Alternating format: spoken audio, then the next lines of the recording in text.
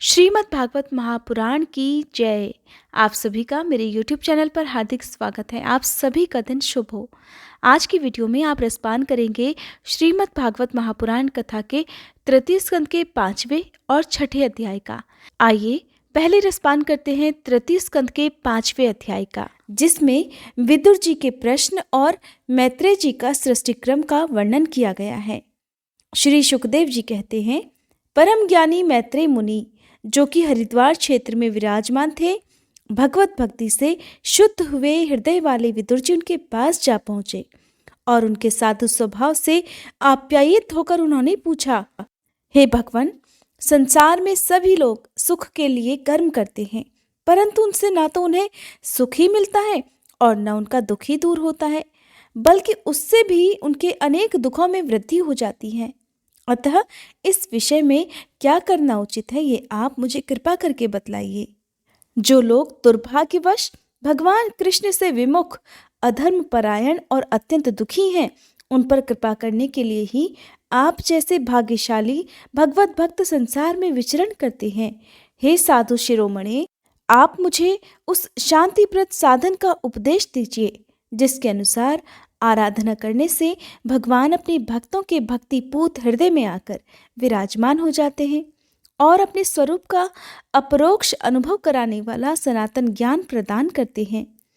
त्रिलोकी के नियंता और परम स्वतंत्र श्री हरि अवतार लेकर जो जो लीलाएं करते हैं, जिस प्रकार अकर्ता होकर भी उन्होंने कल्प के आरंभ में सृष्टि की रचना की थी, जिस प्रकार इसे स्थापित कर वे जगत के जीवों की जीविका का विधान करते हैं, फिर जिस प्रकार इसे अपने हृदयाकाश में लीन कर वृत्ति शून्य होकर योग माया का आश्रय लेकर शयन करते हैं, और जिस प्रकार से वे योगेश्वर प्रभु एक होने पर भी इस ब्रह्मांड में अंतर्यामी रूप से अनुप्रविष्ट होकर अनेक रूपों में प्रकट होते हैं, वो सब रहस्य आप हमें समझाइए।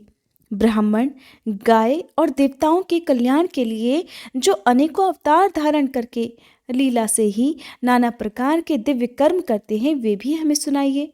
हे साधु शिरोमणि, हमें ये भी सुनाइए कि उन समस्त लोकपतियों के स्वामी श्री हरि ने इन लोकों, लोकपालों और लोकालोक पर्वत से बाहर के भागों को, जिनमें ये सब प्रकार के प्राणियों के अधिकारानुसार भिन्न भिन्न भेद प्रतीत हो रहे हैं, किन तत्वों से रचा गया है। हे द्विजवर, उन विश्वकर्मा स्वयंभू श्री नारायण ने अपनी प्रजा के स्वभाव, कर्म, रूप और नामों के भेद की रचना किस प्रकार की है। हे भगवान, मैंने श्री व्यास जी के मुख से ऊंच नीच वर्णों के धर्म तो कई बार सुने हैं, किंतु अब श्री कृष्ण कथा अमृत के प्रवाह को छोड़कर अन्य स्वल्प सुखदायक धर्मों से मेरा चित्त ऊब गया है। उन तीर्थपाद श्री हरि के गुणानुवाद से तृप्त हो भी कौन सकता है।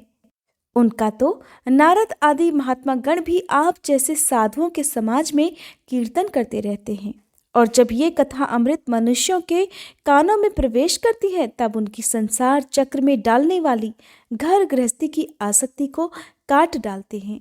हे भगवान, आपके सखा मुनिवर कृष्ण द्वैपायन ने भी भगवान के गुणों का वर्णन करने की इच्छा से ही महाभारत रचा है। उसमें भी विषय सुखों का उल्लेख करते हुए मनुष्यों की बुद्धि को भगवान की कथाओं की ओर लगाने का ही प्रयत्न किया गया है। ये भगवत कथा की रुचि श्रद्धालु पुरुष के हृदय में जब बढ़ने लगती है, तब अन्य विषयों से उसे विरक्त कर देती है। वह भगवत चरणों के निरंतर चिंतन से आनंद मगन हो जाता है और उस पुरुष के सभी दुखों का तत्काल अंत हो जाता है। मुझे तो उन शोचनीयों के भी शोचनीय अज्ञानी पुरुषों के लिए निरंतर खेद रहता है, जो अपने पिछले पापों के कारण श्री हरि की कथाओं से विमुख रहते हैं। हाय, काल भगवान उनके अमूल्य जीवन को काट रहे हैं और वे वाणी, देह और मन से व्यर्थ वाद विवाद, व्यर्थ चेष्टा और व्यर्थ चिंतन में लगे रहते हैं। हे मैत्रेय जी, आप दीनों पर कृपा करने वाले हैं, अतः भंवरे जैसे फूलों में से रस निकाल लेते हैं। ठीक उसी प्रकार इन लौकिक कथाओं में से इनकी सारभूता परम कल्याणकारी पवित्र कीर्ति श्री हरि की कथाएं छांट छांट कर हमारे कल्याण के लिए सुनाइए। उन सर्वेश्वर ने संसार की उत्पत्ति, स्थिति और संहार करने के लिए अपनी माया शक्ति को स्वीकार कर राम कृष्ण आदि अवतारों के द्वारा जो अनेकों अलौकिक लीलाएं की हैं वे सब मुझे सुनाइए। श्री सुखदेव जी कहते हैं, जब विदुर जी ने जीवों के कल्याण के लिए इस प्रकार प्रश्न किया तब तो मुनिश्रेष्ठ भगवान मैत्रेय जी ने उनकी बहुत बड़ाई करते हुए ऐसा कहा, हे साधु स्वभाव विदुर जी, आपने सब जीवों पर अत्यंत अनुग्रह करके ये बहुत बड़ी बात पूछी है, जो कि बहुत अच्छी बात भी है। आपका मन तो सर्वदा भगवान में ही लगा रहता है, फिर भी इससे संसार में भी आपका बहुत सुयश फैलेगा।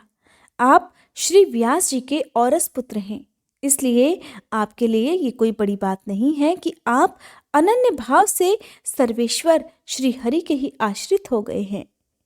आप प्रजा को दंड देने वाले भगवान यम ही हैं। मांडव्य ऋषि का श्राप होने के कारण ही आपने श्री व्यास जी के वीर्य से उनके भाई विचित्र वीर की भोग पत्नी दासी के गर्भ से जन्म लिया है। आप तो सर्वदा ही श्री भगवान और उनके भक्तों को अत्यंत प्रिय हैं।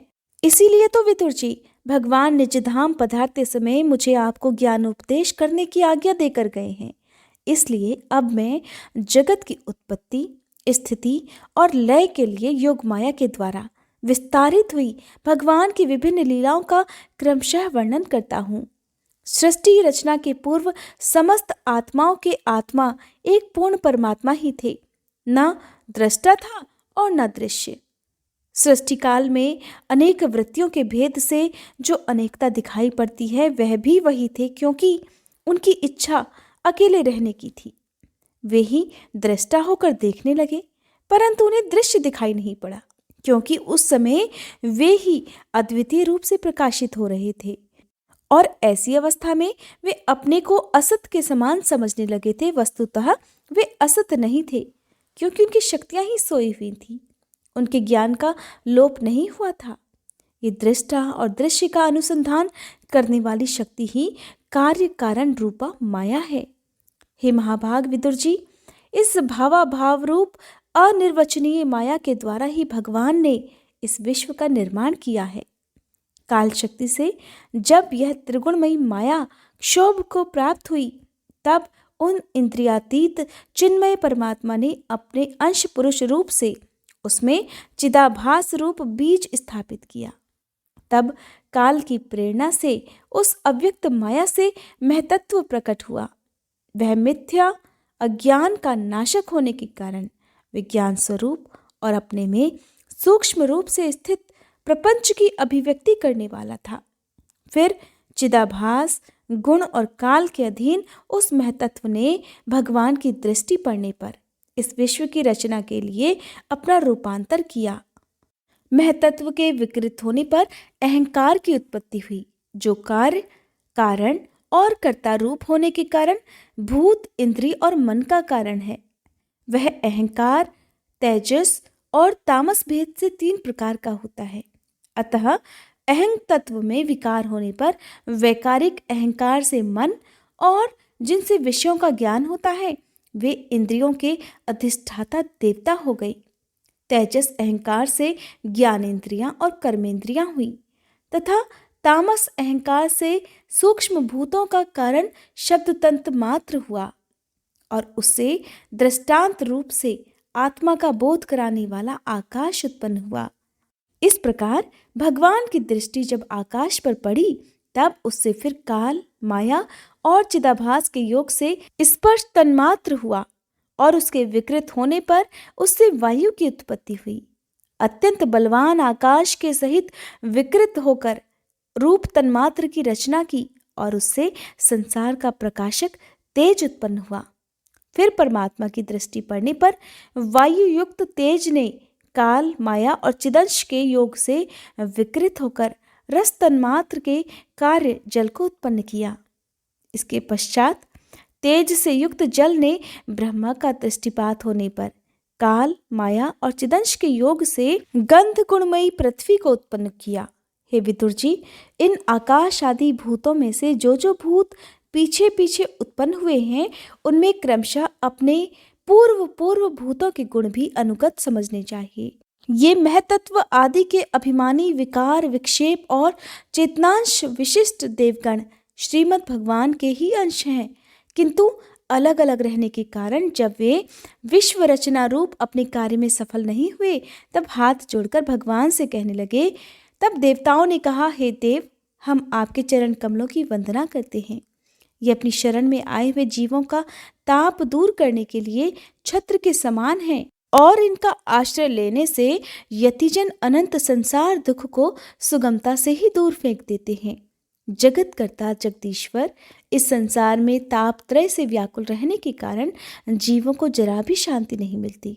इसलिए भगवान, हम आपके चरणों की ज्ञानमयी छाया का आश्रय लेते हैं।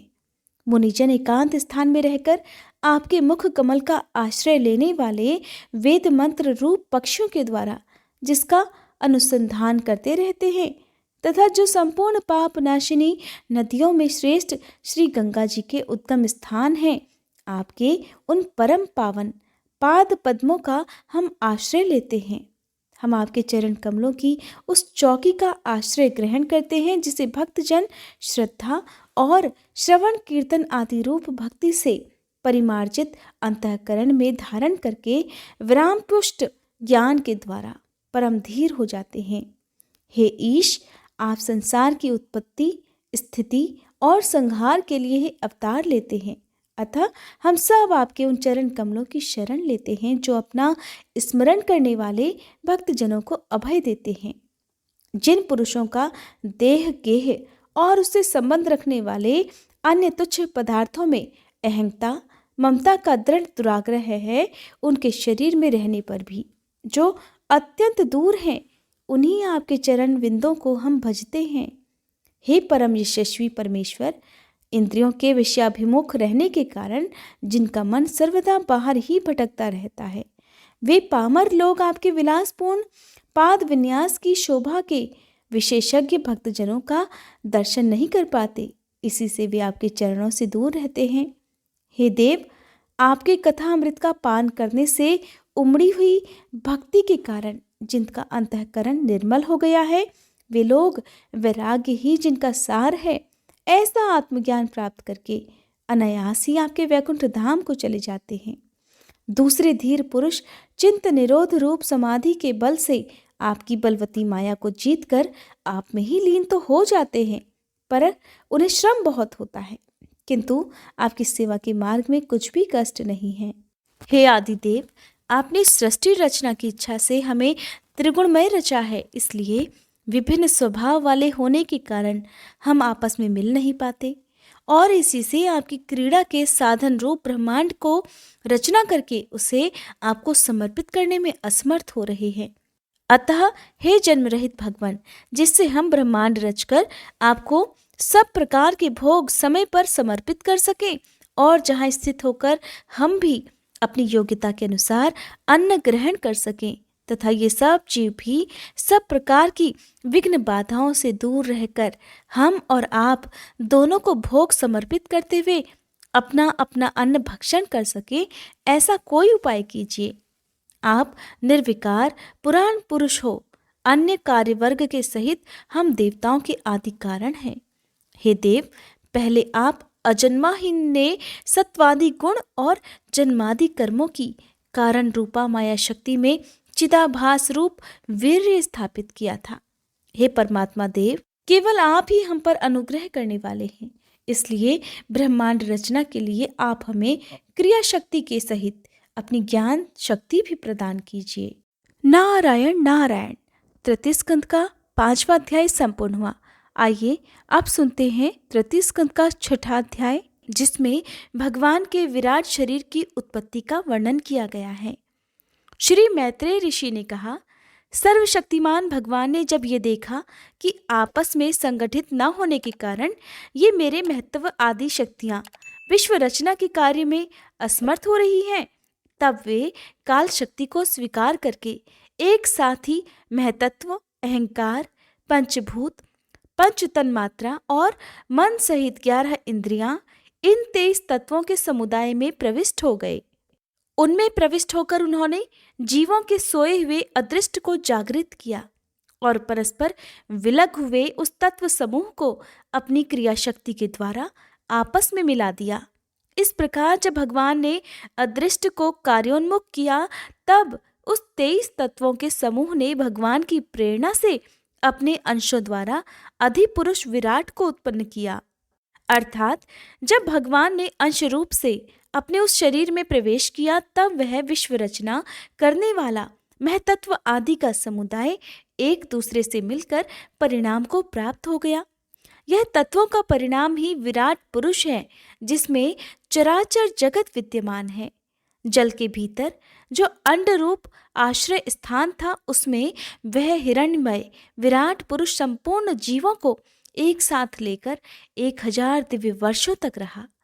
वह विश्व रचना करने वाले तत्वों का गर्भ था तथा ज्ञान, क्रिया और आत्मशक्ति से संपन्न था। इन शक्तियों से उसने स्वयं अपने क्रमशः एक हृदय रूप, 10 प्राण रूप और 3 अर्थात आध्यात्मिक, आधि दैविक, आधि भौतिक विभाग किए। और ये विराट पुरुष ही प्रथम जीव होने के कारण समस्त जीवों का आत्मा, जीव रूप होने के कारण परमात्मा का अंश और प्रथम अभिव्यक्त होने के कारण भगवान का आदि अवतार है। ये संपूर्ण भूत समुदाय इसी में प्रकाशित होता है। ये अध्यात्म, अधिभूत और अधिदेव रूप से 3 प्रकार का, प्राण रूप से 10 प्रकार का और हृदय रूप से 1 प्रकार का है। इसके पश्चात फिर विश्व की रचना करने वाले महतत्व आदि के अधिपति श्री भगवान ने उनकी प्रार्थना को स्मरण कर उनकी वृत्तियों को जगाने के लिए अपने चेतन रूप तेज से उस विराट पुरुष को प्रकाशित किया, उसे जगाया। उसके जागृत होते ही देवताओं के लिए कितने स्थान प्रकट हुए, ये मैं बतलाता हूँ। सुनो। उस विराट पुरुष के पहले मुख प्रकट हुआ। उसमें लोकपाल अग्नि अपने अंश वागेंद्रिय के समेत प्रविष्ट हो गया, जिससे यह जीव बोलता है। फिर विराट पुरुष के तालु उत्पन्न हुआ। उसमें लोकपाल वरुण अपने अंश रसनेन्द्रिय सहित स्थित हुआ, जिससे जीव रस ग्रहण करता है। इसके पश्चात उस विराट पुरुष के नथुने प्रकट हुए। उनमें दोनों अश्विनी कुमार अपने अंश घ्राणेन्द्रिय सहित प्रविष्ट हो गए, जिससे जीव गंध ग्रहण करता है। इसी प्रकार जब उस विराट रूप ने आंखें प्रकट की, तब उनमें अपने अंश नेत्रेंद्रिय के सहित लोकपति सूर्य ने प्रवेश किया, जिस नेत्रेंद्रिय से पुरुष को विविध रूपों का ज्ञान होता है। और फिर उस विराट पुरुष विग्रह में त्वचा उत्पन्न हुई। उसमें अपने अंश त्वगिंद्रिय के सहित वायु स्थित हुआ, जिस त्वगिंद्रिय से जीव स्पर्श का अनुभव करता है। जब इसके कर्ण छिद्र प्रकट हुए, तब उनमें अपने अंश श्रवणेन्द्रिय के सहित दिशाओं ने प्रवेश किया, जिससे जीवों को शब्द का ज्ञान होता है। फिर विराट शरीर में चर्म उत्पन्न हुआ। उसमें अपने अंश रोमों के सहित औषधियां स्थित हुईं, जिन रोमों से जीव खुजली आदि को अनुभव करता है। अब उसके लिंग उत्पन्न हुआ। अपने इस आश्रय में प्रजापति ने अपने अंश वीर्य के सहित प्रवेश किया, जिससे जीव आनंद का अनुभव करता है। इसके पश्चात उस विराट पुरुष के हाथ प्रकट हुए। उनमें अपनी ग्रहण त्याग रूपा शक्ति के सहित देवराज इंद्र ने प्रवेश किया।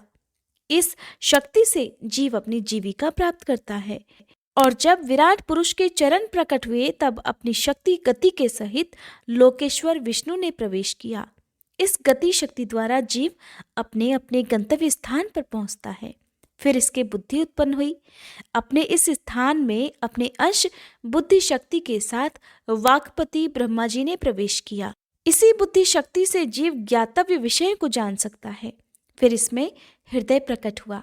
उसमें अपने अंश मन के सहित चंद्रमा स्थित हुआ। इस मन शक्ति के द्वारा जीव संकल्प, विकल्प आदि रूप विकारों को प्राप्त होता है। इसके पश्चात विराट पुरुष में अहंकार उत्पन्न हुआ। इस अपने आश्रय में क्रिया शक्ति सहित अभिमान अर्थात रुद्र ने प्रवेश किया। इससे जीव अपने कर्तव्य को स्वीकार करता है। अब इसमें चित्त प्रकट हुआ। उसमें चित्त शक्ति के सहित महतत्व अर्थात ब्रह्मा स्थित हुआ। इस चित्त शक्ति से जीव विज्ञान अर्थात चेतना को उपलब्ध करता है। इस विराट पुरुष के सिर से स्वर्गलोक, पैरों से पृथ्वी और नाभि से अंतरिक्ष अर्थात आकाश उत्पन्न हुआ। इनमें क्रमशः सत्व, रज और तम, इन 3 गुणों के परिणाम रूप देवता, मनुष्य और प्रेत आदि देखे जाते हैं। इनमें देवता लोग सत्व गुण की अधिकता के कारण स्वर्गलोक में, मनुष्य और उनके उपयोगी गौ आदि जीव रजोगुण की प्रधानता के कारण पृथ्वी में, और तमोगुणी स्वभाव वाले होने से रुद्र के पार्षद गण अर्थात भूत प्रेत आदि दोनों के बीच में स्थित भगवान के नाभि स्थानीय अंतरिक्ष लोक में रहते हैं। हे विदुर जी, वेद और ब्राह्मण भगवान के मुख से प्रकट हुए। मुख से प्रकट होने के कारण ही ब्राह्मण सभी वर्णों में श्रेष्ठ और सबके गुरु हैं। उनकी भुजाओं से क्षत्रिय वृत्ति और उसका अवलंबन कराने वाला क्षत्रिय वर्ण उत्पन्न हुआ, जो विराट भगवान का अंश होने के कारण जन्म लेकर सब वर्णों की चोर आदि के उपद्रवों से रक्षा करता है। भगवान की दोनों जांघों से सब लोगों का निर्वाह करने वाली वैश्य वृत्ति उत्पन्न हुई और उन्हीं से वैश्य वर्ण का भी प्रादुर्भाव हुआ।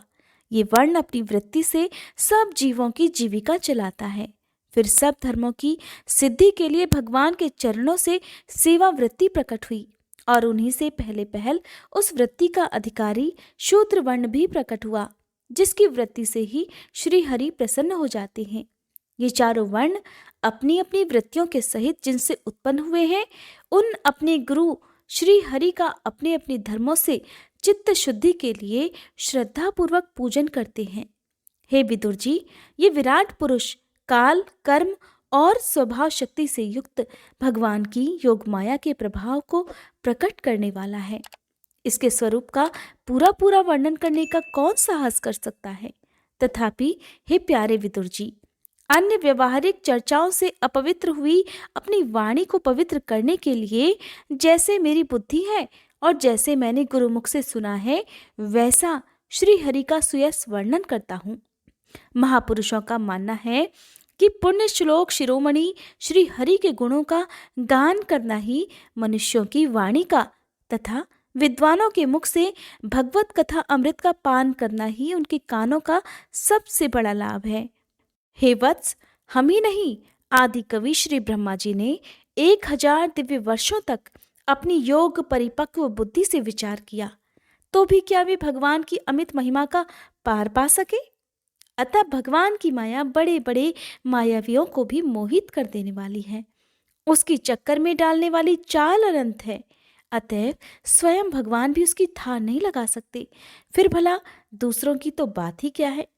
जहां न पहुंचकर मन के सहित वाणी भी लौट कर आ जाती है, और जिनका पार पाने में अहंकार के अभिमानी रुद्र तथा अन्य इंद्रियों की अधिष्ठाता देवता भी समर्थ नहीं है, उन श्री भगवान को हम नमस्कार करते हैं। हरे कृष्णा। आज के अध्याय संपूर्ण हुए। अगर आज की ये वीडियो आपको पसंद आई हो तो वीडियो को लाइक, शेयर, चैनल को सब्सक्राइब और कमेंट बॉक्स में कृष्ण भगवान की जय जरूर लिखिएगा।